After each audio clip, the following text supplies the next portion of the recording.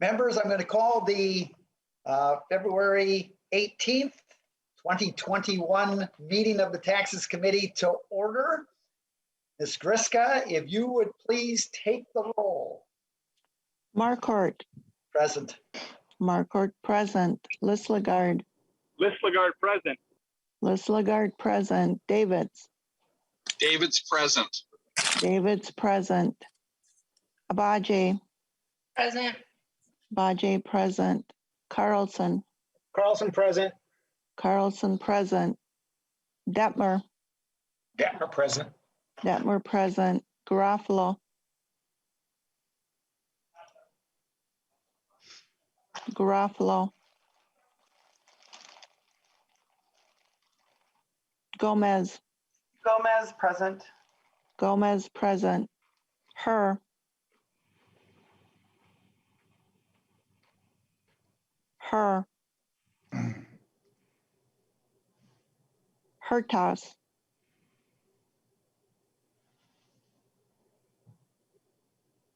Hertas. Howard. Present. Howard present. McDonald.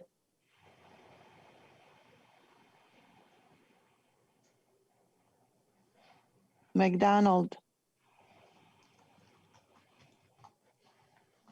Miller. Miller present. Miller present. Moran. Present. Moran present. Mortensen. Mortensen present. Mortensen present. Robbins. Present. Robbins present. Sandell. Present. Sandell present. Schultz. Present. Schultz present. Stevenson. Present. Stevenson present. Swedzinski. Present. Swedzinski present. Joachim. Present. Joachim present. Garofalo. Garofalo present. Garofalo present. Her.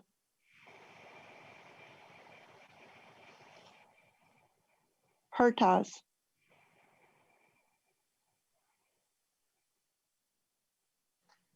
McDonald. We have a quorum. Thank you, Ms. Griska.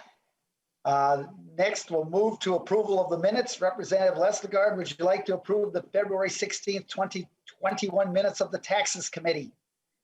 So moved, Mr. Chair. Representative Leslegard moves approval of the February 16th, 2021 minutes of the Tax Committee. Are there any comments, changes?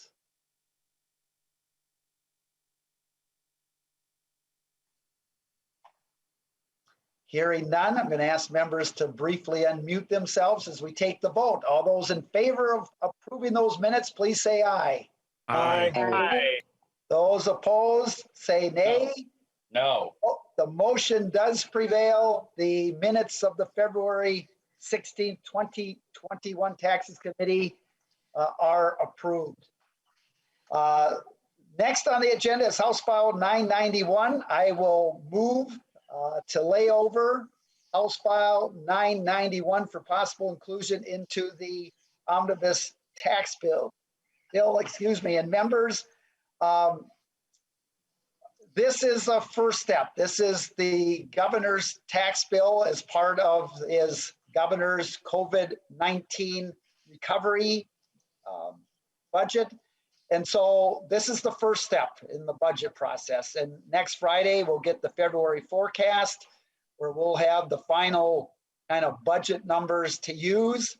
And after this first step, then the House of Representatives puts their budget together, and this tax committee will put its tax policy bill together. The Senate will be doing the same. We will pass these budgets and tax policies off the House floor, they'll pass off the Senate floor, and then Governor Walz and the Senate and the House need to come to a middle ground and come up with an approved budget and with that tax policy. So again, this is being laid over. We talked about this a couple of weeks ago. We had Commissioner Doty in here that went over a lot of provisions of the bill. And so what I'd like to do today, I'm just going to offer a few opening comments and then go to staff to give a quick overview.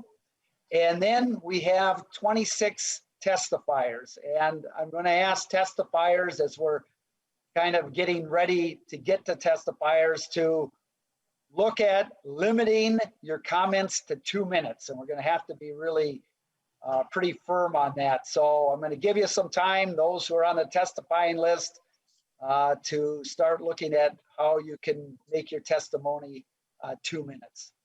So the governor released his plan a few weeks ago, and the COVID-19 recovery budget of Governor Walz certainly was one that we have to take action. We are in a time of health and economic challenges that we've probably never seen before in our state, and we know that it has hit businesses and individuals very different.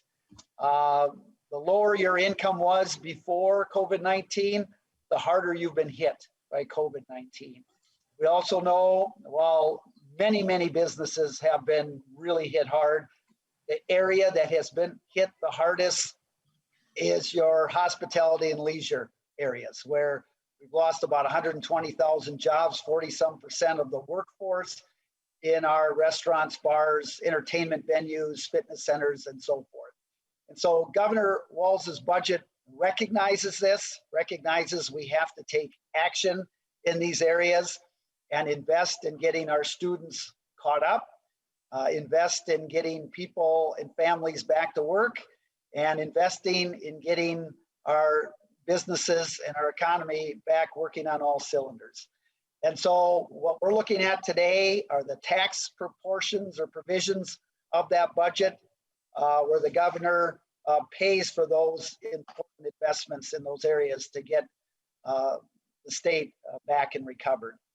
And so just quickly, some of the big revenue raisers in the governor's bill is the capital gains surcharge, the creation of a fifth income tax bracket, the Section 965 repatriation, which is your controlled foreign corporations, foreign profits, and bringing those back, a corporate rate tax increase, and also a cigarette excise tax increase. Those are kind of the 5 big revenue raisers.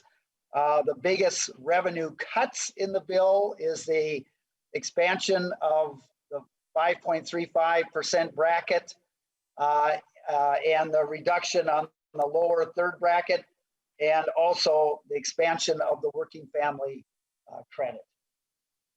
So with that, I am going to turn that over to staff, and I think I see Mr. Clayman or Mr. Williams may start on that. And also for testifiers, as we get going on testifying, when you get to about 1 minute and 45 seconds, committee administrator Nathan Jessen will put his hand up. That'll be the 15-second warning, and then I will give the 2-minute stop. And then also, after each testifier, members, I'll entertain a question, maybe 2, but I do want to move through this today and also hopefully give some time for members' comments at the end. But again, a couple of weeks ago, we did have a chance to, the commissioner was here and we were able to kind of go over some things. So with that, Mr. Clayman or Mr. Williams, whoever wants to begin. Mr. Chair, I'll start. Mr. Clayman. Yep, I'll start the overview. We'll start here with Article 1 of House File 991. Article 1 includes the $7 million allocation credit for 2022. This also includes the addition for the domestic production activities deduction that was an addition under prior law. It includes the estate tax exclusion reduction down to 2.7 million. Also the aforementioned previously taxed deferred foreign income provisions also known as actual cash repatriations from controlled foreign corporations to domestic corporations. There are also some cleanup provisions related to the international provisions from the 2019 conformity bill. And this Article 1 also includes the corporate rate increase. And then Mr. Williams is going to describe the other provisions in Article 1. Mr. Williams. Chair Marquart and members. So in addition to the provisions that Mr. Clayman mentioned, Article 1 contains changes to our itemized deduction for losses. That was enacted as part of the 2019 tax bill. I would say that that itemized deduction it was drafted in a way that it seemed like it was intended to allow the same losses that were allowed under federal law prior to the TCJA. The governor's language clarifies that losses that were resulting from entered into for profit, but that were not associated with a trade or business do qualify for that state itemized deduction, which is the treatment they received federally prior to TCJA. That article also includes the governor's provisions on capital gains and qualified dividend taxation. The governor's proposal for adding a fifth tier to the income tax at 10.85% for married joint filers with 1 million of income and single filers with $500,000 of income. It includes the adjustments to the first and second tier bracket threshold that would subject more income to the first tier and less income to the second tier bracket. And then finally, it includes the governor's changes to the working family credit. The governor's effectively increasing the rates on the credits that will result in larger credits for credit recipients. The governor's also increasing the phase out rate on the credits. So the credit is fully phased out at the same income levels as it is under current law. And that concludes the discussion of Article 1. Thank you very much. And who would like to do Ms. Hagler? Mr. Chair and members, Article 2 of this bill contains the governor's recommendations for cigarette and tobacco taxes. First, this article increases by $1 the per pack tax on cigarettes and moist snuff containers from $3.04 per pack to $4.04 per pack. As it relates to vapor products, the article subjects heat devices and electronic delivery devices sold separately from nicotine solution products to the 95% wholesale excise tax on tobacco products. The article also creates a new 35% gross receipts tax on the sale of nicotine solution products and the heat devices. This tax would be imposed at the retail level when the sale is made to the customer. That acts similar to the gross receipts tax on alcoholic beverages. And lastly, it imposes new tax collection obligations on out-of-state retailers of tobacco products by requiring them to collect all taxes imposed on tobacco products. And Mr. Chair, that concludes a brief summary of Article 2, and I will move into Article 3. Okay, so Article 3, sales and use tax. Ms. Hagler. Mr. Chair and members, Article 3 of the bill contains 2 sales tax recommendations, one of which we did hear in committee a few weeks ago. The first provision relates to the sales tax exemption on qualified data centers. This provision places some limitations on the amount of refund a data center may be eligible for on the purchase of exempt software, depending on when the purchases were first made. And when the data centers were established. And it kind of varies between if the data center made its first qualifying purchase 5 or more years ago, or between now and up to 5 years, and then going forward, the exemption is limited to 50% of the tax paid for exempt software. It's a little bit in detail, and I can answer specific questions in the interest of time. I can take those offline. The other sales tax provision in this article is the one that we heard in committee a few weeks ago, brought by Representative Hewitt. It's the provision that exempts fundraising sales by school organizations and resolves the issues from the 2019 education bill.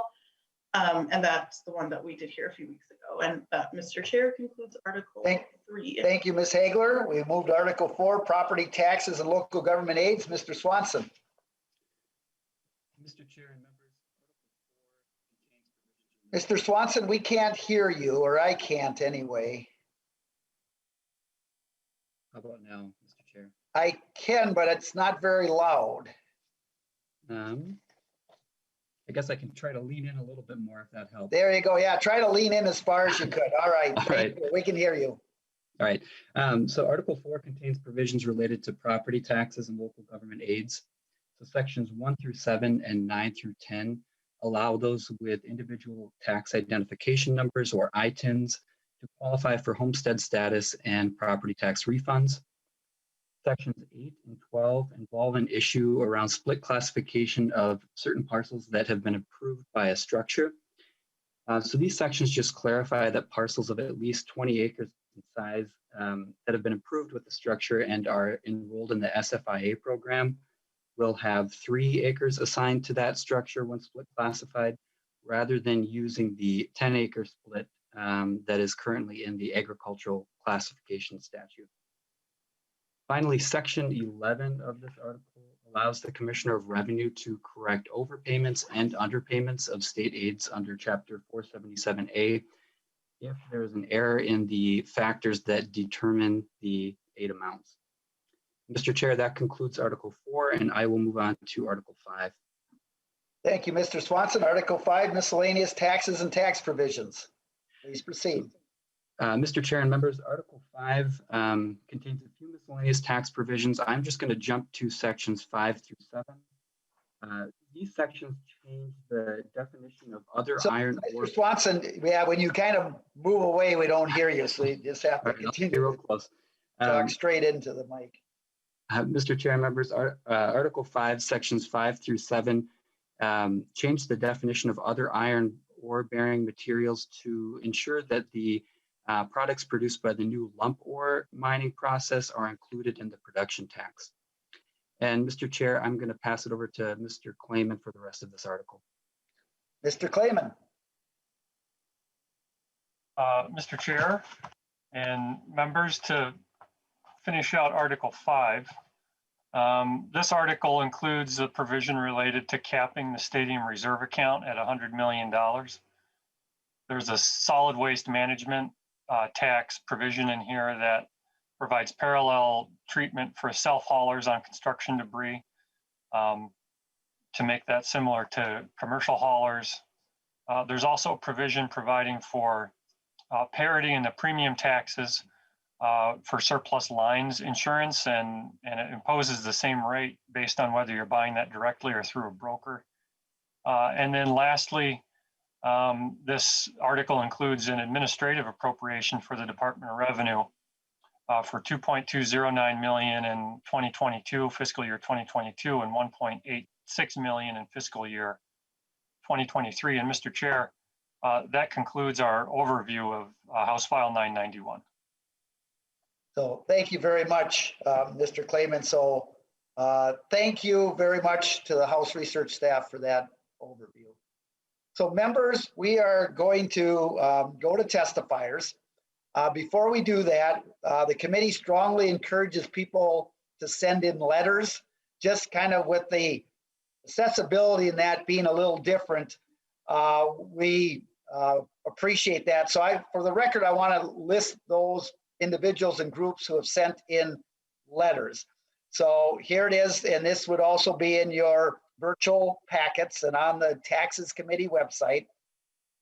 Letters from 100% Campaign, Minnesota Council of Nonprofits, Council on State Taxation, IBEW Local 292, Ebby Brown Company, Victor Obasa, Kevin Ulvake, Kim Murray, National Electrical Contractors Association, Hunger Solutions, IBEW Local 110, Jewel Labs, Minnesota Asset Building Coalition, Taxpayers Protection Alliance, Minnesota Realtors, AFSCME Council 5, and Minnesota Inter-County Association.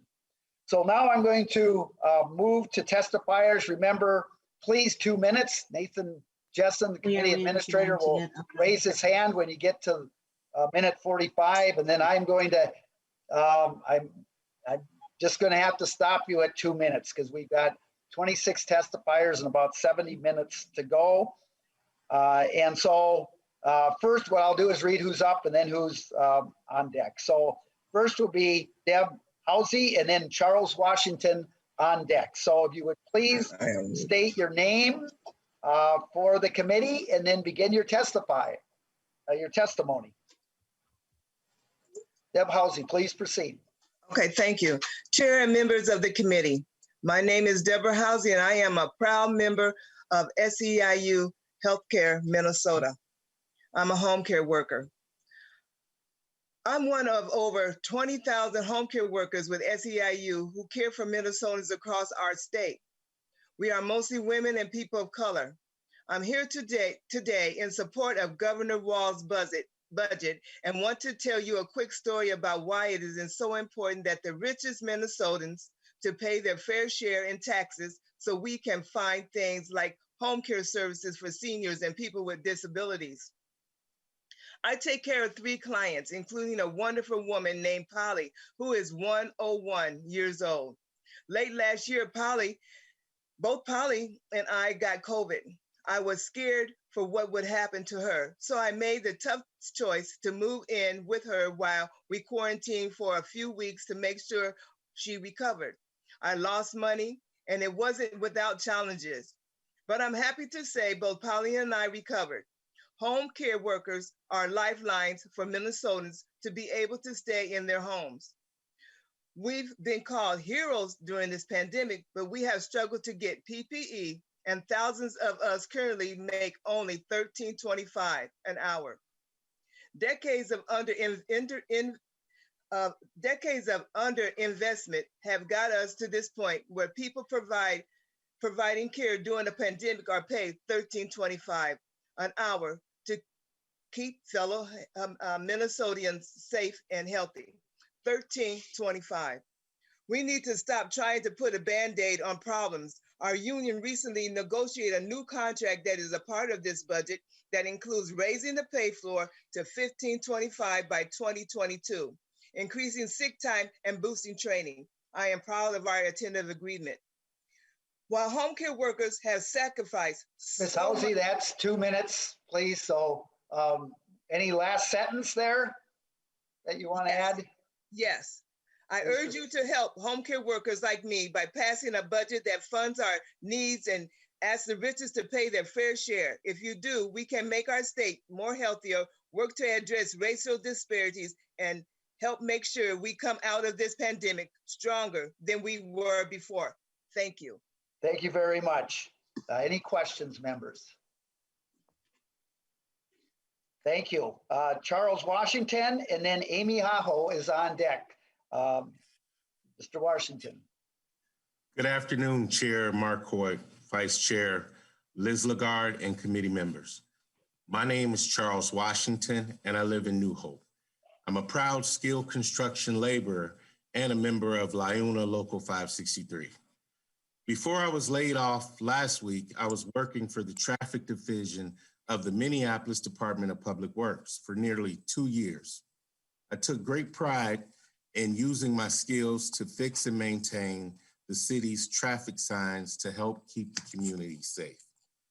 Last Friday, I was informed that I was being cut in part because of so many businesses and entities that have not been operating due to the pandemic.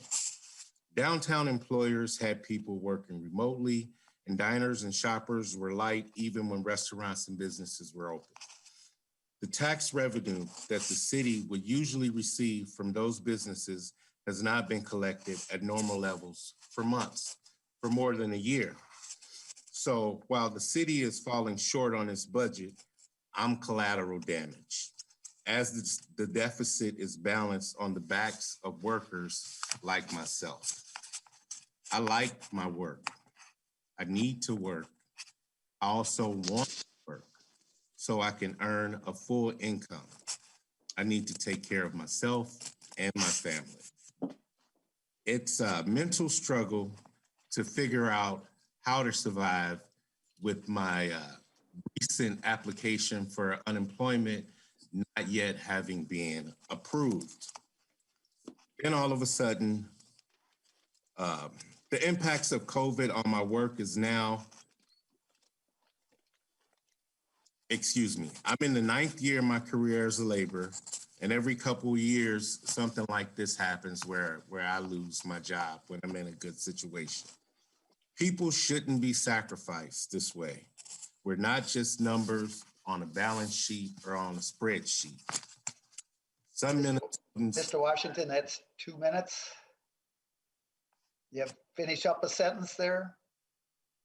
I think the tax proposal by Governor Walz is a great proposal, and I think it's time for some proactivity and funding so that people like myself can work. But for the pandemic, we would be working, and it's not our fault. So I'm in support, and I think you guys should be in support. All right. Thank you, Mr. Washington. Any questions? All right, next up is Amy Aho and Nan Madden on deck. Ms. Aho. Hello, Chair to the Marquart. committee. Thank you. Well, Chair Marquart and committee members. My name is Amy Aho, and I'm a speech language pathologist in an elementary school with the Brainerd School District. As students return to in-person learning, many are demonstrating a need for targeted services beyond the school year to regain and recoup skills in academics, social, emotional, behavioral skills, and mental health. The need to provide targeted services to students is imperative, yet costly. In order to provide these services, districts need increased funding. These services are above and beyond what districts budget for, but are needed to ensure our students are able to get back on track. In my area, broadband has been an inequitable issue, which has highlighted opportunity gaps and created achievement gaps among some of our most difficult to reach students. The lack of internet access has greatly impacted the ability for many of our students to access needed resources. Fortunately, Brainerd has been able to offer hotspots and devices to our families. This has been another unexpected cost that districts have not budgeted for. Due to safety guidelines, the district has had to create small class sizes this year. This has decreased classroom sizes from 22 to 30 students to 15 to 20 students per room. This has directly resulted in increased academic success and the ability to create stronger relationships with students and families. Teachers are able to give more specific attention to each of their students, which increases students' well-being, academic, and social emotional success. We know smaller class sizes are better for students. This year, we have been able to live that reality and have witnessed the positive impact on our students. It is imperative that we do not return to old practices and continue to identify and implement strategies and successful practices to continue growth within our students now more than ever. Our students have so many needs. I am glad that Governor Walz has the courage to increase education funding, freeze cross subsidies, funding extended learning time and trauma-informed schools. And I support taxing the wealthiest Minnesotans so my students can get what they deserve, the world's best education. The legislature has the opportunity to make changes and improve Minnesota's education system. COVID-19 has highlighted how important equitable education is to Minnesotans. It is time to commit to focusing on improving Minnesota's education system. There is no better time than the present. Thank you. Thank you very much. Any questions for Ms. Aho? All right, thank you. Next up is Nan Madden, and then Dominic McQuarrie is on deck. So Ms. Madden, welcome to the committee. Thank you, Mr. Chair and committee members for the opportunity to testify today. I am Nan Madden. I'm director of the Minnesota Budget Project. Since the start of the pandemic and the economic downturn, we have called on Minnesota policymakers to take bold action so all Minnesotans can be safe, healthy, and economically secure. That means addressing current challenges and tackling areas of disinvestment and disparities that the pandemic has amplified, from the shortage of affordable housing to the need for childcare, to the barriers limiting opportunities for Minnesotans of color.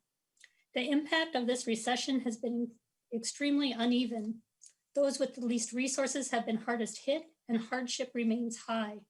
In contrast, higher wage jobs have largely recovered, and many of those with the most resources have benefited from strong stock market gains.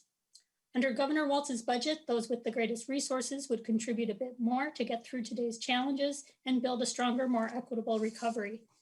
I'd like to highlight a few provisions in particular. First, the proposed income tax increase on the highest income Minnesotans.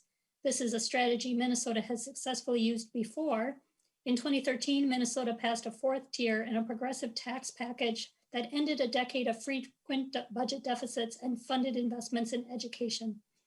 And despite some concerns, the number of high-income taxpayers in Minnesota today is higher than before the fourth tier was enacted. Secondly, the governor's plan would roll back the most recent tax cut to the estate tax while maintaining exemptions for some family-owned businesses and farms. The estate tax is Minnesota's most progressive tax, and it impacts only a very small number of the largest estates. And finally, we support the proposal to expand the working family credit. Many of those who would benefit are the essential workers we've all counted on more than ever during this pandemic. Thank you. Ms. Madden, thank you very much. Any questions for Ms. Madden? Okay, next up is Dominic McQuarrie, and Dr. Ryan Greiner is on deck. Sure. Please proceed. Welcome to the committee. Thank you. Chair Marquart, members of the Tax Committee, thanks for the opportunity to testify, and happy Black History Month. For the record, my name is Dominic McQuarrie. I'm the Director of Public Policy and Community Relations at the Amherst H. Wilder Foundation and a member of the Together We Rise campaign. I'm here to speak in favor of the working family credit expansion and the governor's approach to calling on those with the most resources to pay more and fund needed investments for our state. At Wilder, our mission is to promote the social welfare of persons resident or located in the greater St. Paul metropolitan area by all appropriate means. And historically, those means have not meant a lot of time in the tax committee. Basically, we've worked on the working family credit and the provider tax in 2019. Our support of maintaining the provider tax is actually a great analog for why I'm here speaking in favor of these provisions today. The impacts and decisions made in this committee reverberate across every other committee in the lives of Minnesotans. It's clear that COVID has brought more attention to issues like our affordable housing crisis or the cycles of paycheck to paycheck that families see themselves stuck in every day. But these issues and these cycles are not new. They predated COVID, and without action, they'll be around long after. What COVID did prove again, though, is that when things go really bad, it's the same communities that suffer over and over again. BIPOC, LGBTQ, immigrant communities, people with disability, rural communities, vulnerable older adults always suffer the most. And I'll be honest, for our organization, settling in a position calling for no cuts and more investments would be a more comfortable place to be, but it's also disingenuous. The money has to come from somewhere, and it makes sense in an era of growing income inequality and wealth inequality that those who can afford to pay more should pay more.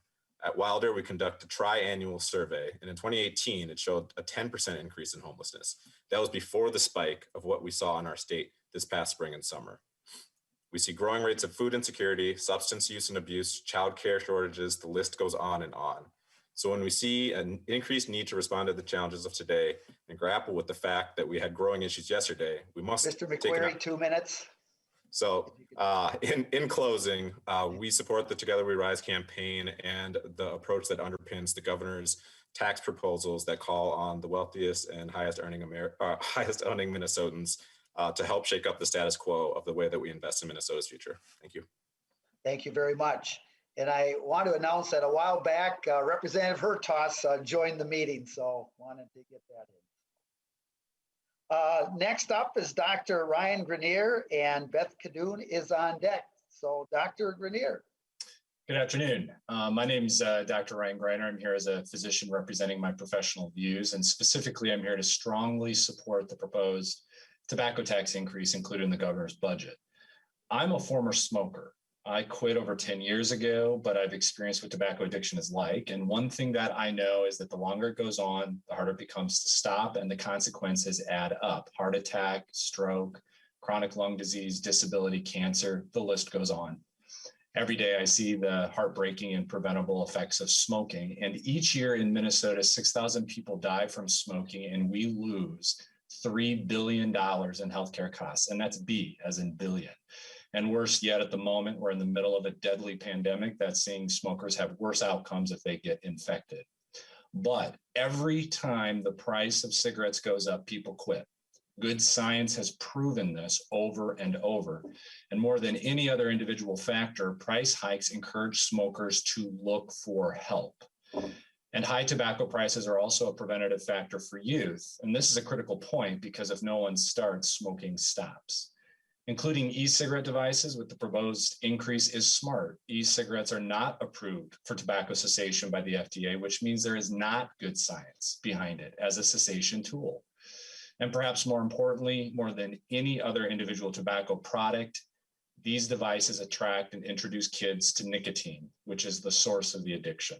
Smart policy would also couple the tobacco tax increase with new revenue dedicated toward community-tailored interventions on tobacco prevention and treatment. For my part, I quit smoking over 10 years ago. The price mattered and my ability to do that. And thank goodness there were people out there standing up to the industry and fighting this fight back then, because frankly, it saved my life. Thank you. Thank you very much, Doctor. Any questions?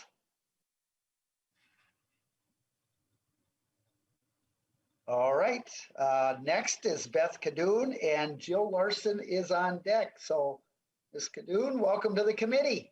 Thank you, Mr. Chair. My name is Beth Cadon, representing the Minnesota Chamber of Commerce. The message from our members is clear.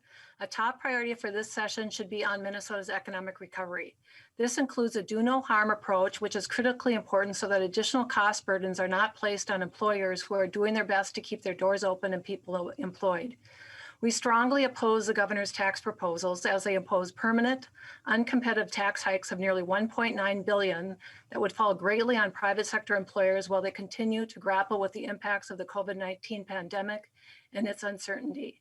Many of these taxes are regressive, extremely volatile, and will greatly harm Minnesota's business climate and economic growth by undermining investment, entrepreneurship, talent recruitment, and retention, the very items needed for economic growth. Minnesota is already known as a high-cost state, and this will worsen our competitiveness. We strongly oppose the new fifth-tier rate, bringing Minnesota's top rate to the third highest in the nation, just behind California and Hawaii. This tax increase would hit many businesses, as most businesses pay their taxes through the individual income tax. And this will reduce dollars that are used by businesses to reinvest in their companies and employees. This also harms talent recruitment and retention. We oppose the corporate tax rate increase. There are over 34,000 corporate taxpayers, and this will hit a lot of small and mid-sized businesses that will pay the top rate in the nation. A 2018 study from the Federal Reserve in DC found that for every 1% increase in the corporate tax rate, employment in startup firms declined by 3.7%. We oppose the capital gains surcharge, which would bring Minnesota's rate to the highest in the nation, negatively impacting investment and attraction of capital and harming many small businesses and farmers. The two changes on foreign income and qualified data centers are greatly troubling as they put into question the stability and reliability of Minnesota's tax laws. The foreign income provisions also have grave constitutional issues. I have written comments with more detail. Thank you for your attention to our concerns. We urge you to do no harm to our state's private sector employers. Instead, focus on how to help speed our economic recovery. Thank you. Ms. Cadon, thank you very much. Any questions? All right, next up is Jill Larson on deck, yay Conseco. So Ms. Larson, welcome to the committee. Thank you, Mr. Chairman. I am Jill Larson with the Minnesota Business Partnership. In addition to my comments today, I have submitted written testimony. Thanks for the opportunity to provide some comments on the governor's tax proposals. This bill proposes large tax increases at a time when Minnesota businesses and individuals already pay some of the highest taxes in the country. As was mentioned by Ms. Cadon, the personal income tax increase would give us the third highest rate in the country, and that does make it difficult to recruit talent to Minnesota. As you'll recall, the federal TCJA law limited the state and local tax deduction, making state income tax rates even more relevant as Minnesota competes with other states as a place for high wage earners. Businesses and jobs have become highly mobile and are leaving high tax, high cost states. The COVID pandemic has significantly accelerated the trend toward working remotely, and employees can do so from other states. The number of executives that we are hearing about who are choosing to move from Minnesota is increasing, and raising the personal income tax will only hasten that movement.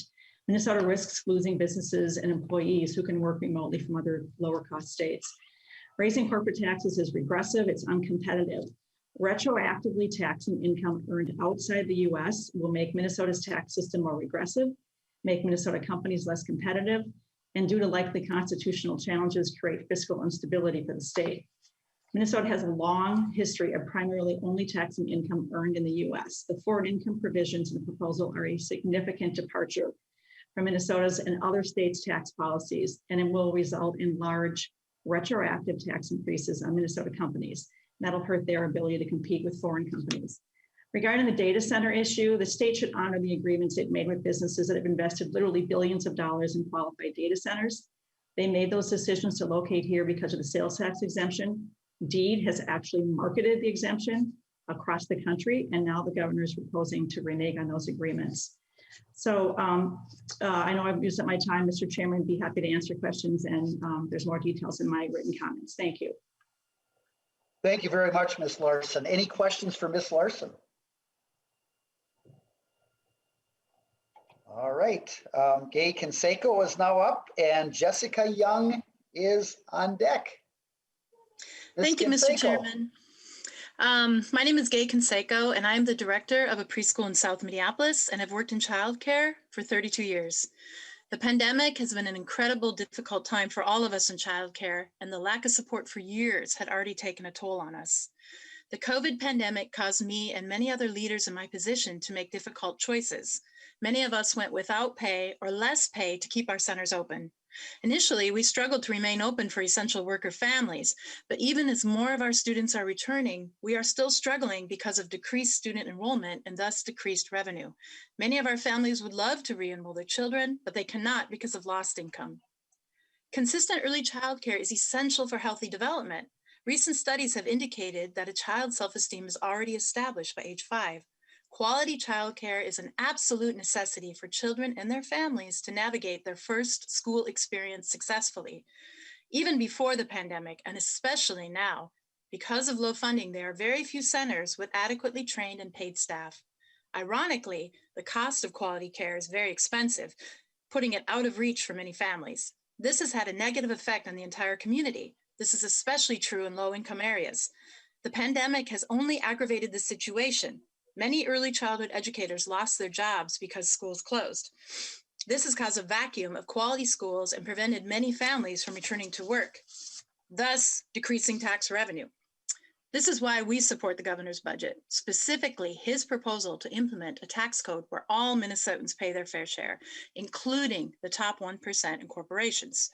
We have provided care for years under diverse conditions. It's time for the state and Senate to care for us by supporting the governor's budget.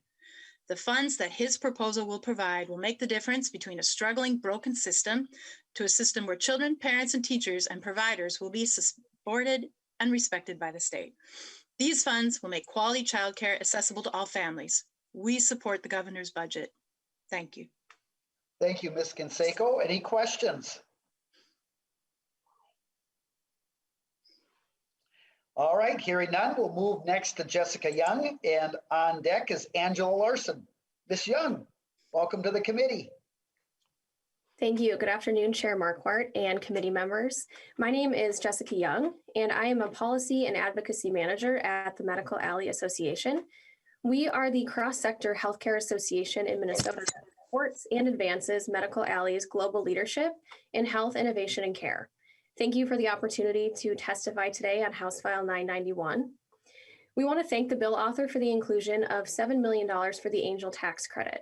This program is critical in continuing to grow our startup ecosystem. Our association supports tax policy that encourages job growth and continues to elevate Minnesota as a national leader in healthcare innovation. We are concerned, however, that generally this bill inhibits rather than advances Medical Alley's global leadership in health, innovation, and care.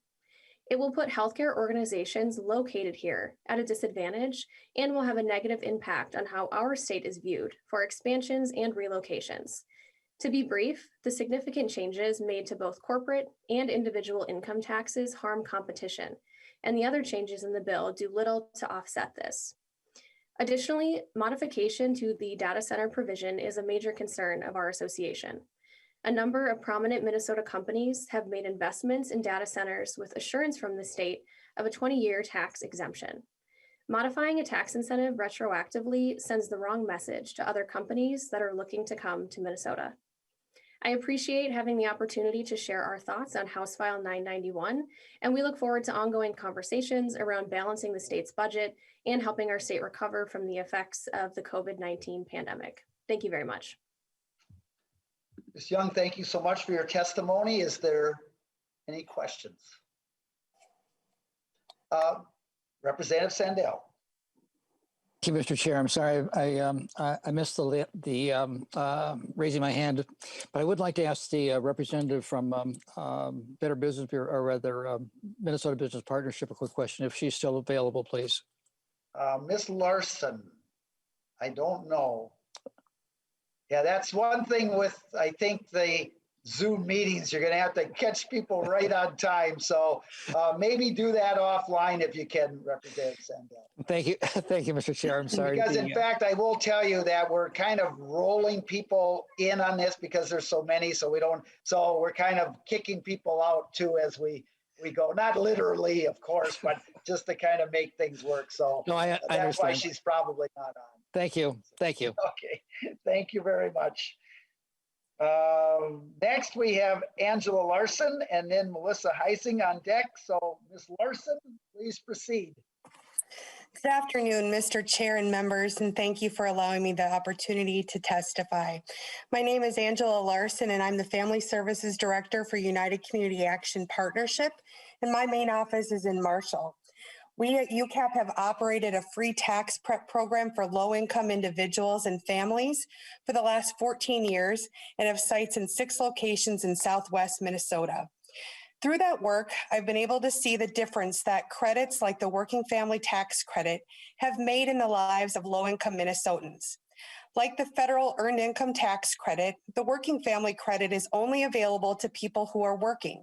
So it encourages people to work by helping them cover things like paying for childcare or their transportation to get to work, or sometimes new work boots or tools required for their position.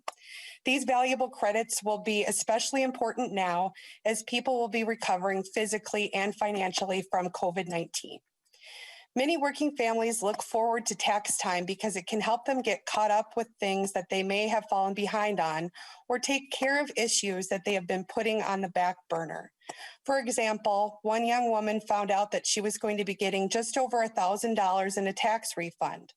And she cried because she was finally going to be able to get a water pump put in her vehicle and she could quit walking to work in the winter. A single dad shared recently with us that he was going to be able to buy a new bed for his son. Most often, though, we hear about how people will be able to get caught up on their bills and just be able to stop worrying so much. The expansion of the Working Family Credit will make a real difference in the lives of the people who are in the greatest need. Thank you. Thank you very much, Ms. Larson. Any questions for Ms. Larson? All right, thank you. Next, Melissa Heising and Eric Bernstein will be on deck. Good afternoon, Mr. Chair and members of the committee. Thank you for allowing me to testify. My name is Melissa Heising, and I'm Legislative Director for the Minnesota AFL-CIO, the state labor federation of more than 1,000 local unions who represent more than 300,000 working people throughout Minnesota. We support the governor's proposals to raise revenue from the wealthiest Minnesotans and most profitable corporations to meet Minnesotans' needs while providing tax benefits to low and moderate income Minnesotans. The COVID-19 pandemic that caused the budget deficit exacerbated racial and economic disparities that existed before the pandemic. Essential workers and communities of color have shouldered the greatest burden of the public health and economic impacts of these crises. The recession has been unequal. We see those at the top increasing their wealth while Minnesotans who were already struggling are being left further behind.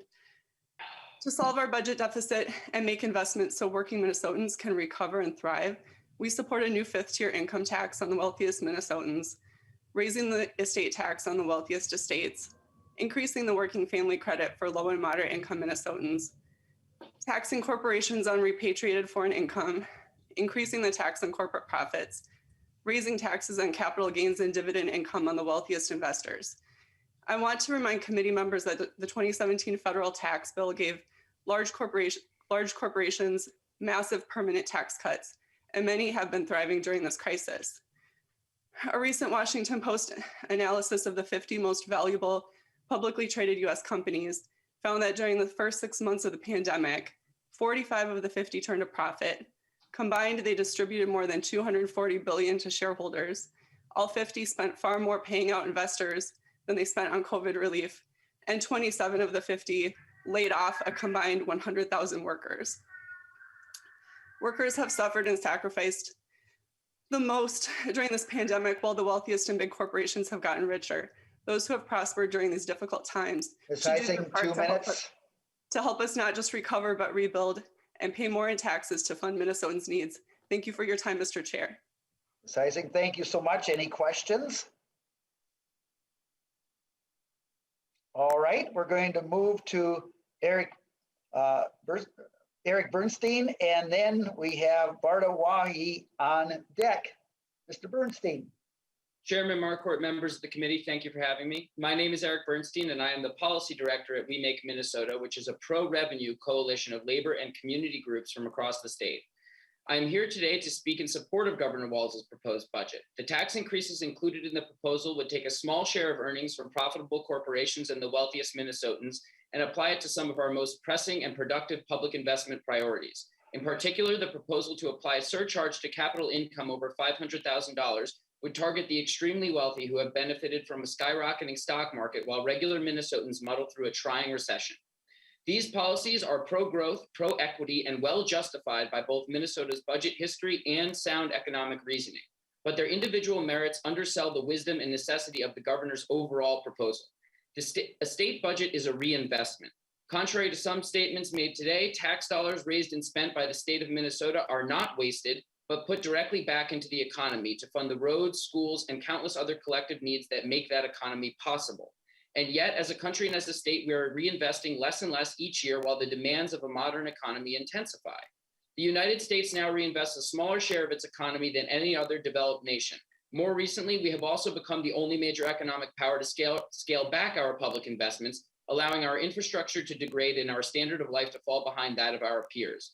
Divestment is happening here too. As a share of income, Minnesota's taxes and total revenues have dropped by 10 to 20% since the 1990s. If Minnesota's effective tax rates remained at their mid-90s levels, Governor Walz and the legislature would have an additional $12 to $15 billion to invest in our state's priorities this biennium. Will we fund childcare or local government aid, transit or rural broadband? In practice, we are choosing the retained earnings of the richest Minnesotans over all of these things. Whatever the public return on the corporate profits and the rich getting richer, they pale in comparison to direct investment in our immediate needs. The truth is that Minnesota's budget has not grown too large, but too slowly. I urge you all to think of the needs of your communities and remember— Mr. Bernstein, 2 minutes. You got it. I urge you all to think of the needs of your communities and remember that we have the means to fulfill those needs if only we can find the will to do so. Thank you. Mr. Bernstein, thank you so much. Any questions? Next up, we have Barda Wahi and then Tim Gross on deck. Please proceed. And welcome. Good afternoon, Chair Marquart and members of the committee. My name is Barti Wahi, and I am the Executive Director of the Children's Defense Fund of Minnesota. I am delighted to be talking to you today about the connection between tax policy and child and youth well-being, and express our support for the governor's balanced approach to investments and revenue, an approach that positions Minnesota children, youth, and families for success. Both before and during the COVID-19 pandemic, while some Minnesota families prospered, others have struggled. Issues like geographic, economic, and racial inequities have created barriers for children and youth prior to the pandemic, and these have only been exacerbated during this time. The state's budget, both the revenue and investment sides of the ledger, are a reflection of what we value most. The value we place on children, youth, and families is evident in our tax system. Our budget should be one that reflects core Minnesota values of fairness and support. We need the necessary revenue for child and youth focused investments to help all children have healthy births and bond with parents and caregivers, particularly in the first years of life, to ensure children, youth, and families have the economic support they need to meet basic needs and, dare I say it, thrive, to help Minnesota children and youth recenter academically and socially, emotionally, particularly after this year of isolation.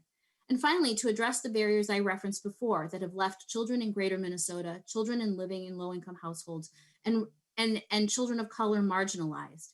We think the governor's approach, calling on the support from those who have prospered the most, reflect these values. I also want to highlight our support of the working family credit. It is a proven policy critical to the economic stability of families. Expanding it makes sense both now and in the long term because we know even small increases in income can have an important positive impact on children and heading off adverse childhood experiences like hunger, homelessness, and family stress. We think that many families have been hit hard during the economic and health impacts of COVID. That's why that is time. Increased expansion of revenue and the working family credit can really help to ensure that children have what they need to thrive and that our values are aligned in our tax policy. Thank you. Thank you very much. Any questions? All right. First of all, I want to announce too, Representative Herr joined us a while ago. I didn't announce it at that time. So Representative Herr is here also. Tim Gross is next, and then Jonathan Rose on deck. Mr. Gross. Good afternoon, Mr. Chair and committee members. My name is Tim Gross. I'm the Executive Director of the Minnesota Petroleum Marketers Association. Our 500 business members own and operate the majority of convenience stores found across Minnesota. We oppose the increase in the tobacco excise tax or cigarettes and moist snuff due to the surge of state cross-border sales that will take place. The result will bring great harm to many retailers in Minnesota. With the proposed increase in the tobacco excise tax, the differences in cigarette carton costs compared to our neighboring states would be Wisconsin cartons $15.20 less, Iowa cartons $26.80 less, South Dakota $25.10 less, and in North Dakota $36 less. Let me share my own experience as a retailer in Duluth. Back in 2013, when the last tobacco tax increase took place, we operated 10 convenience stores, 9 in Duluth and 1 in Superior, Wisconsin. After the tax increase, our 9 Minnesota stores lost between 15 and 20% of the tobacco sales. But our 1 store in Superior, Wisconsin had increased tobacco sales, equaling the total losses of our 9 stores in Minnesota. So the end results of the 2013 tobacco excise tax increase was 1, sales moved from Minnesota retailers across state lines, hurting many Minnesota retailers. 2, little or no health benefit was experienced due to the cross-border traffic. Consumers in Minnesota still purchase the same amount of tobacco products. 3, the state of Minnesota lost a significant amount of tobacco excise tax due to the shift of sales to Wisconsin. With another proposed increase in tax, these end results will be magnified again in Duluth and many other state border cities and markets. To recap, the proposed increase in tobacco excise tax will 1, decrease the forecasted collections of excise tax in Minnesota. 2, public health will not benefit. Consumers will be changing their buying habits, but not their consumption. And finally, 3, cross-border sales will create great harm to many retailers across the state. Thank you, Mr. Chair and committee members, for your time. Thank you very much, Mr. Gross. Any questions? All right, we're going to move next to Jonathan Rose, and Anna Hottinger is on deck. Mr. Rose, welcome to the committee. Oh, Mr. Rose, we can't hear you.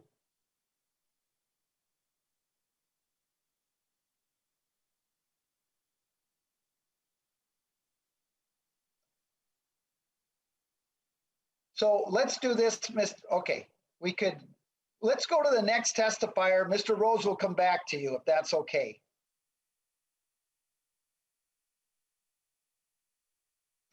So if we can go to Anna Hottinger, and then we'll come back to Mr. Rose. Ms. Hottinger, welcome to the committee. Please begin your testimony. Thank you. Good morning, Chair Marquardt and members. My name is Anna Grace Hottinger, and I am a senior in high school in Shoreview. I'm an advocate for tobacco prevention, and I've worked on many local campaigns, including Tobacco 21 and flavor policies. I'm a youth ambassador for the Campaign for Tobacco-Free Kids and an intern at the Association for Non-Smokers. First, let me thank Governor Walz and Lieutenant Governor Flanagan for putting forward bold tobacco changes in their budget. In addition to supporting the proposed tobacco, cigarette and e-cigarette tax increases, I would also like to see an increased investment and dedication to youth prevention. The last time Minnesota increased the cigarette tax, thousands of people quit smoking. Unfortunately, over the last few years, a whole new wave of nicotine and tobacco addiction has emerged, with young people vaping. In 2019, more than 1 in 4 11th graders were using e-cigarettes. A lot of my friends, classmates, and even most of my siblings are being drawn to tobacco addiction with high-tech, discreet, fun-flavored e-cigarettes. The legislature should use all the tools available to prevent the next generation from addiction and to help people quit. An extensive approach includes raising the price of tobacco products, investing in youth prevention, and ending the sale of all flavored products. The American Cancer Society Cancer Action Network and the Campaign for Tobacco-Free Kids estimate that a $1 per pack increase would lead to a major health gains here in Minnesota. They estimate that 8,800 fewer young people would become adult smokers and 16,200 adult smokers would quit. And we'd save more than $530 million in long-term health savings. Even the tobacco industry acknowledges that raising tobacco taxes reduces smoking, which is why they fight so hard to oppose them. I encourage you to support this tax change to save lives and to save dollars. Thank you. Ms. Hottinger, thank you so much. Any questions? Thank you. Mr. Rose, we'll go back to you. Can you hear me now? We can. Welcome to the committee. And thank you very much. By the way, Mike Smith is on deck. So go ahead, Mr. Rose. Good to have you with us. Thank you, Chairman Marquart and committee members for giving me this opportunity to testify today. My name is Dr. Jonathan Rose from Minnesotans for Smoke-Free Generation. I am a tobacco and public health researcher, and I'm also the proud grandfather of 5 teenage grandsons. On the subject of tobacco and addiction, an abundance of data shows very clearly that over 70% of adults that are addicted to commercial tobacco start smoking in their teens. Also, an abundance of evidence shows that big tobacco companies have laser-targeted our youth, especially youth in the African and African American communities, such as my grandchildren, and youth within American Indian, Asian American, Latino, and LGBTQ communities using attractive flavors and low prices. Big tobacco uses these marketing strategies to trap our youth into becoming lifelong smokers. And this is how my adult son became a tobacco addict. Furthermore, an abundance of data on tobacco pricing shows a significant correlation between higher tobacco prices and reductions in youth tobacco use. Higher prices are an effective way to reduce and prevent youth from smoking. Black people and people from communities of color are the most likely to die from tobacco-enabled heart disease.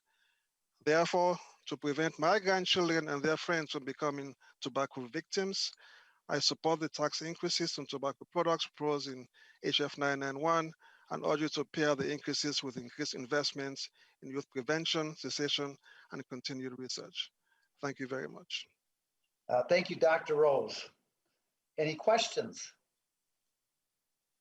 All right, we'll move to Mike Smith, and then on deck is Cap O'Rourke. Mr. Smith. I think you're muted still, Mr. Smith.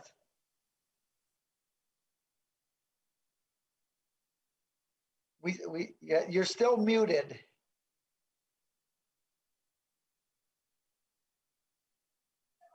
Mr. Chairman, can you hear me now? We can. Welcome to the committee. Great, thank you, Mr. Chairman and committee members. My name is Mike Smith. I'm a second-generation owner of Granite City Jobbing, a family wholesale business located in St. Cloud. The governor's proposed tax increase on cigarettes, moist snuff, and electronic cigarettes will place an even larger financial burden on the wholesale distributors and on our retail accounts.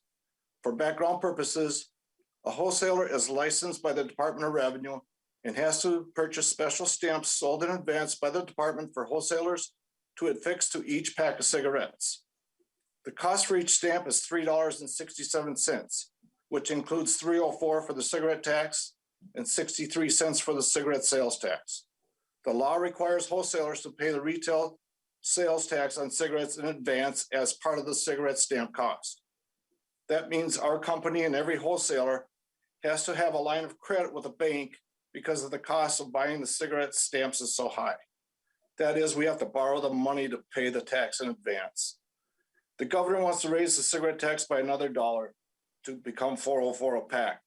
That means our lines of credit are going to be increased substantially to cover the higher taxes. This is a huge financial burden on the wholesalers.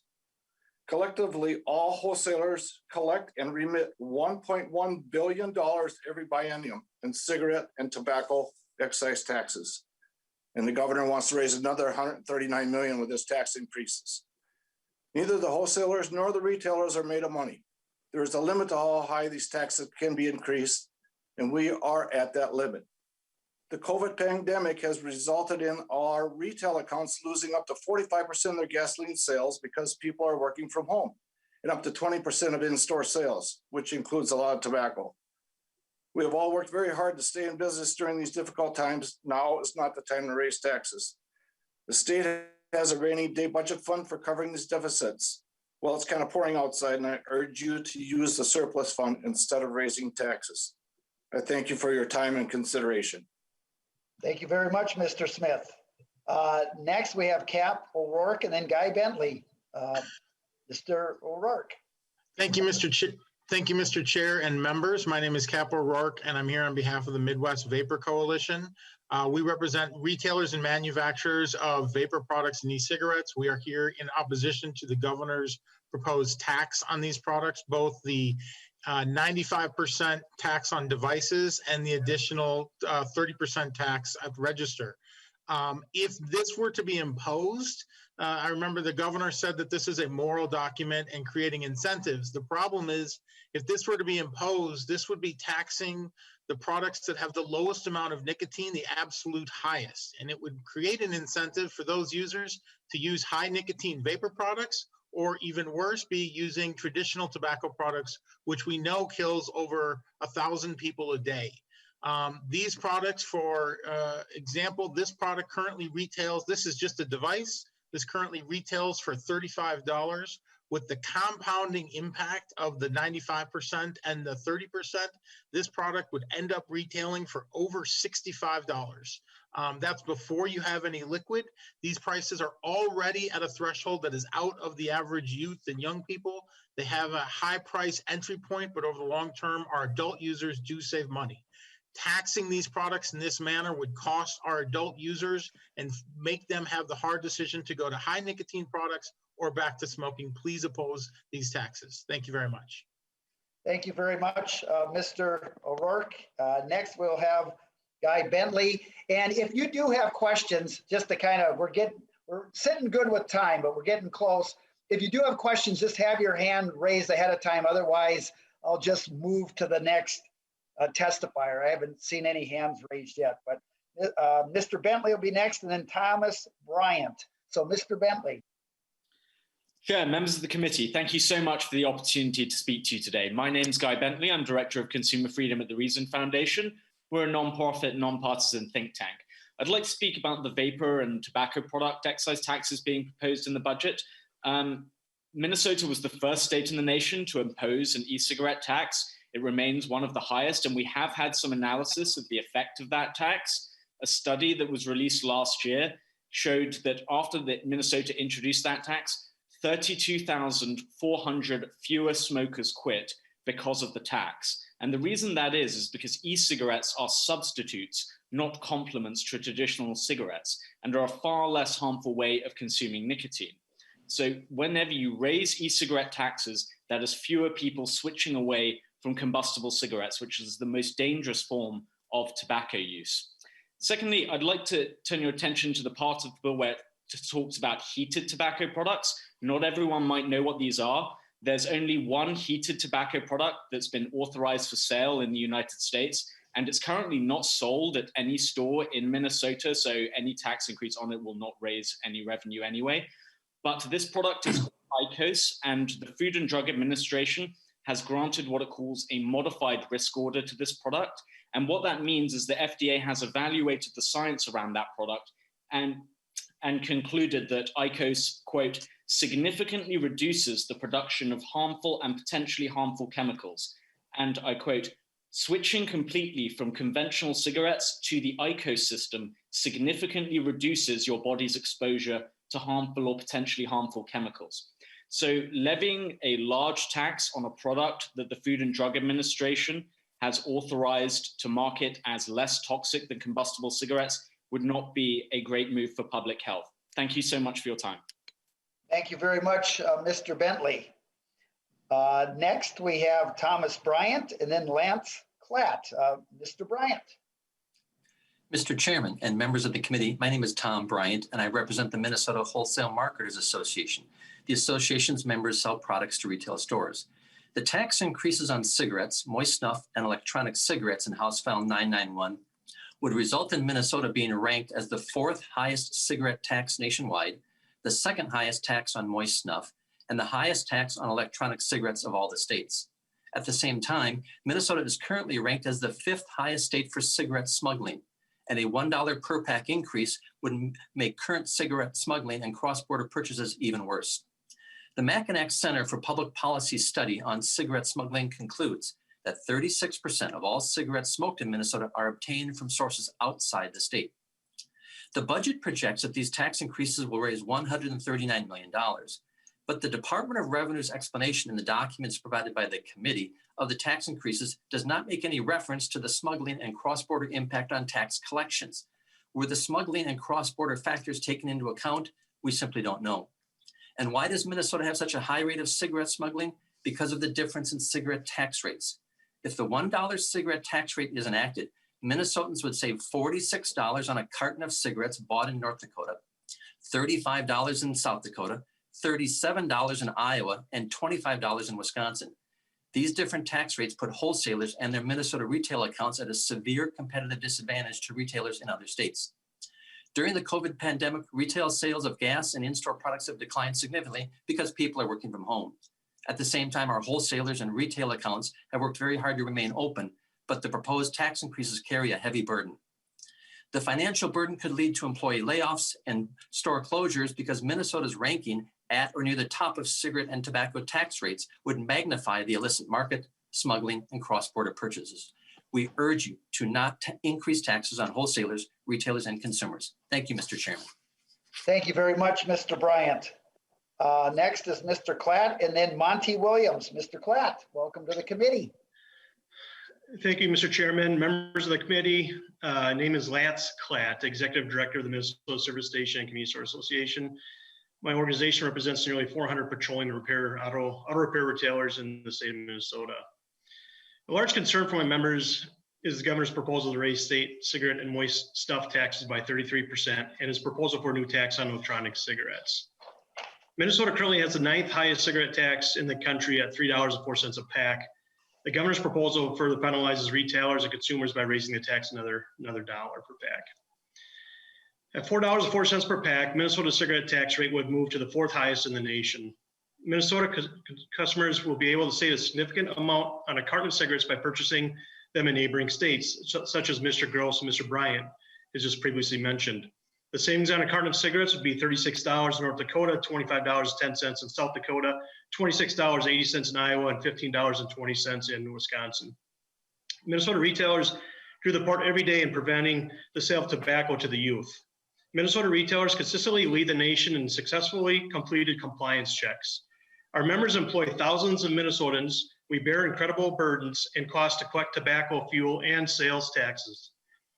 Most of our transactions are paid by credit cards. We must pay the credit card fees for those transactions, including credit card fees on the millions of dollars we collect in excise and sales tax for our great state. We get no recognition for being one of the largest tax collectors for the state of Minnesota. The proposed tax increases will result in my members paying millions more to credit card companies in transaction fees. Burdening my members and their customers with the 4th highest cigarette tax in the country will cost jobs and likely force stores to close, especially stores near our state's borders, as Mr. Gross has talked about. What my members need now is support, tax relief, and less regulations and mandates. My members do not deserve higher taxes that penalize them and their customers. Thank you, Mr. Chairman and the members. Mr. Klatt, thank you so much. We now have Monty Williams, and then Karen Gerlach is on deck. Mr. Williams. Mr. Chairman, members of the committee, thank you for the opportunity to speak to you today. My name is Monty Williams, and I'm offering testimony to the committee today on behalf of Altria and its affiliates, Philip Morris USA, John Middleton, and U.S. Smokeless Tobacco. My comments and opinions are based on 30 years with the California Board of Equalization, where I held the position of Chief of Excise Taxes and also Chief of Criminal Investigations. I have over 20 years experience at the state level in tobacco tax enforcement administration. I've also served at the Federation of Tax Administrators Tobacco Tax Section. I'm going to just cover one item today in the interest, and it's been brought up before, and that's the issue of cross-border smuggling of tobacco products. And my comments will focus basically on cigarettes, but they also apply to other tobacco products and vapor products. The same things will apply to those. If this proposal is adopted, as has been pointed out, Minnesota's cigarette tax will be $3.60 higher than North Dakota, $2.51 higher than South Dakota, and $1.52 higher than Wisconsin. This is a significant amount of money per pack, but when you think about a carton of 10 packs and then a case of 50 cartons, it's a lot of money and it adds up quick. And based on my experience, this kind of a tax differential will cause adult consumers to modify their behavior and look for cheaper sources of cigarettes and also change their attitude about paying taxes. It may begin with casual smuggling, which I believe you're having right now because of your tax rate. But to put it in a better perspective, a 20-foot U-Haul truck that went to North Dakota and bought tax-paid cigarettes in North Dakota, which has no stamp, I might point out, and brought it back into Minnesota, would have an $850,000 tax advantage in Minnesota. A Ford Taurus, in the trunk of a Ford Taurus, you could have a tax advantage of $16,000.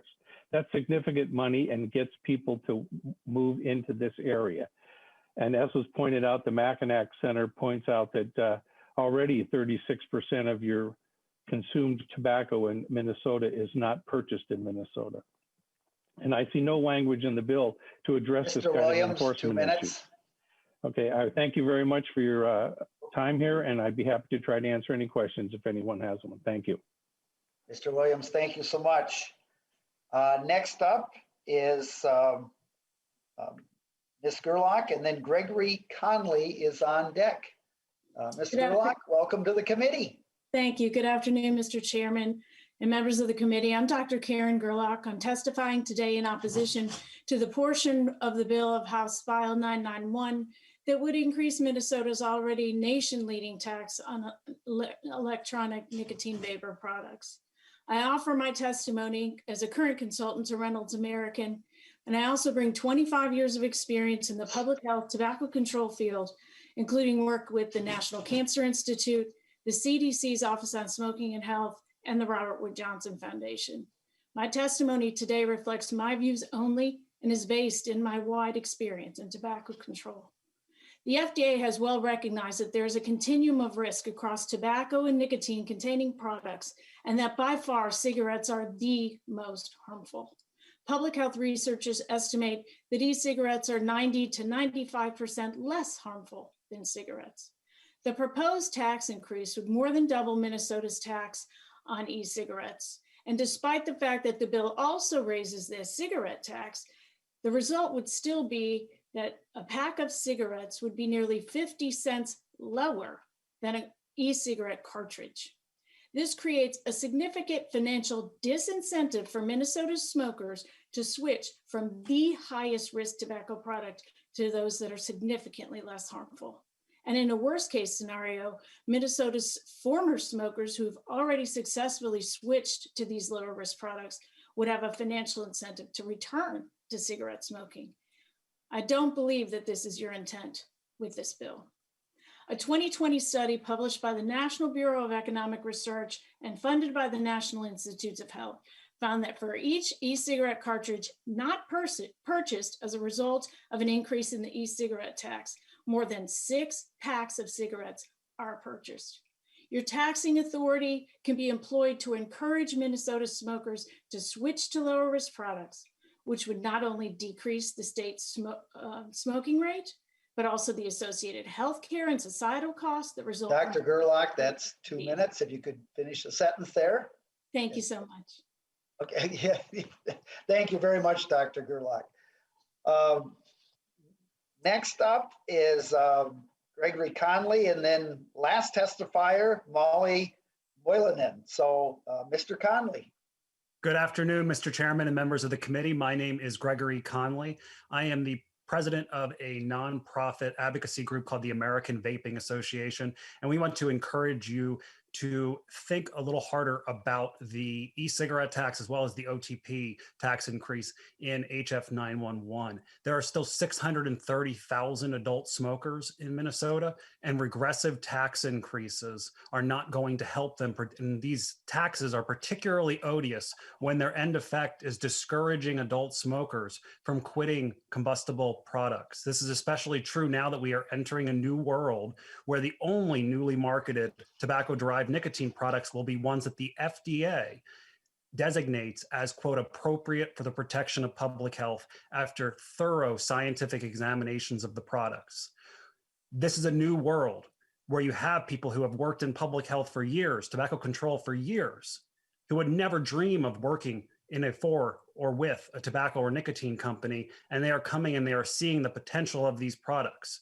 Please pay attention to the research cited by Guy Bentley from the National Bureau of Economic Research. It is damning of Minnesota's current e-cigarette tax. I also want to implore you to do a fiscal note that takes into consideration passage of HF 904, the flavor ban bill. This would be a double whammy. You have a new dollar tax on the cigarette category. Meanwhile, you're eliminating huge portions of the tobacco market. About 70% of your current sales are going to end up going to neighboring states, and you're going to have small businesses, vapor stores that market to adult smokers and vapors. They'll go out of business as well. Thank you very much for the opportunity to testify. I'm glad to answer any questions. Thank you very much, Mr. Conley. Appreciate that. And our final testifier, Molly Moylanen. So, Ms. Moylanen, welcome to the committee, and please proceed. Thank you. Good afternoon, Mr. Chair and members. My name is Molly Moylanen, and I am Vice President of Cleary, Minnesota. Cleary was created as a limited life, independent nonprofit working to reduce commercial tobacco use in our state, and we will sunset at the end of this year.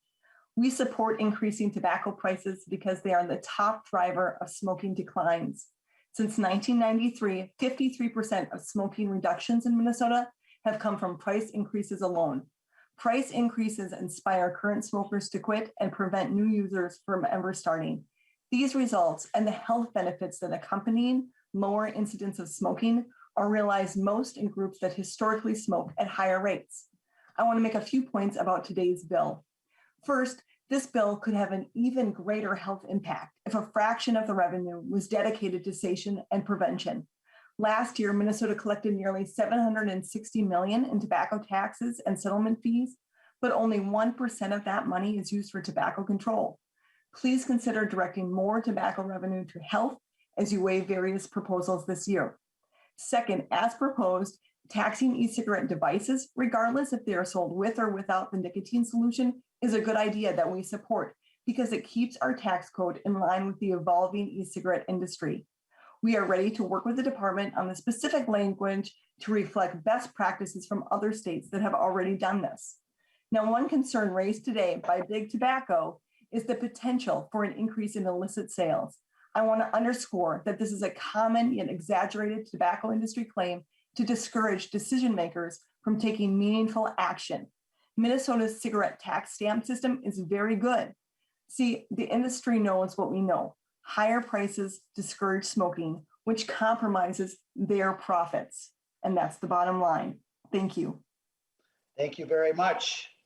I want to thank you. That's all the testifiers, and I really want to thank all the testifiers for adding to this discussion and also for staying on time. This was very, very good. Chair Davids. Well, thank you, Chair Marquart. And in my experience as a former tax chair carrying Governor Dayton's budget proposals, I was always glad when this committee was about to wrap up from this hearing. And my good friend, Governor Dayton, but I have a question for Mr. Williams. And my question is, how many Minnesotans make too much money for the working family credit, but too little to benefit from the rate bracket increase? Mr. Williams, so Mr. Williams, did you catch that question? Chair Marquart and Representative Davids, I did some preliminary modeling on this question at the request of some members earlier, and I think I found about 411,000 returns or so that were below the first tier bracket threshold, but above the point at which the working family credit would phase out. Mr. Williams. Well, thank you. Yes, I'm sorry. I didn't quite say that again. Would you 411,000 that? Chair Marquart and Representative Davids, there's about 411,000 returns that did not benefit from the increases in the working family credit. So their incomes were too high to benefit from the working family credit increases, but not quite high enough to benefit to pay into the second tier of the tax and benefit from the changes in the second tier bracket threshold. Very good. Thank you. Chair Davids. Well, I guess the theme for today is basically false hope. I mean, we look at the C Corps, 97.2% of the C Corps in Minnesota make less than $1 million a year. So it's not these big rich folks we're going after. But, you know, to say that we're just raising taxes on the top 1% or 0.7, that's absolutely not true. Now, if you say income taxes, then it'd be a true statement. But I'm hearing from many people that there's, you know, only the top 1% are getting hit. There are massive tax increases, $1.9 billion in tax increases, most of it going on the poor. And Mr. Chairman, I refuse to increase taxes on the poor. I won't do that. Now, this hearing today, of course, provides a lot of false hope because this bill, number one, it's not balanced. Number two, it's not going anywhere. But I do thank you, Mr. Chairman, for the bill hearing. And after today, I was always kind of relieved a day like this that now we can actually get to work on putting a deal together. So thank you, Mr. Chairman, for the hearing. Thank you very much. Representative Garofalo. Thank you, Mr. Chairman. If the testifier from Clearway is still available, I had a quick question for her. Miss Moylanen, I don't know, and I'm sorry, Representative Garofalo, I saw your hand go up and I thought it was comments towards the end, so I don't know if she's on. Miss Moylanen? I'm sorry, Representative Garofalo, she is not on. So I'll take my question with them offline. Thank you, Mr. Chairman. Thank you very much. So, well, thank you, members, so much. This is the first step in the budget. And, you know, I do commend Governor Walz. He recognizes that we are in very challenging times, both economically, health-wise, and he knows that we have to do something. We've got to help people, businesses around the state, and that's going to take an investment. And he's put out his plan on how he plans to pay for it, and it will be part of the discussion as we move forward. But I do appreciate all the testifiers and the comments. And next week on Tuesday, we're hearing two bills, Representative Baker's bill that would exempt sales taxes on capital expenditures for restaurants. And then also Representative Chair Yoaquim's bill on historic rehabilitation. So we've got some interesting bills. And then Wednesday, no meeting. And then Thursday, we've got some bills that we have on the agenda. So members, have a nice rest of the week. Thank you for your work this week. And with that, we are adjourned.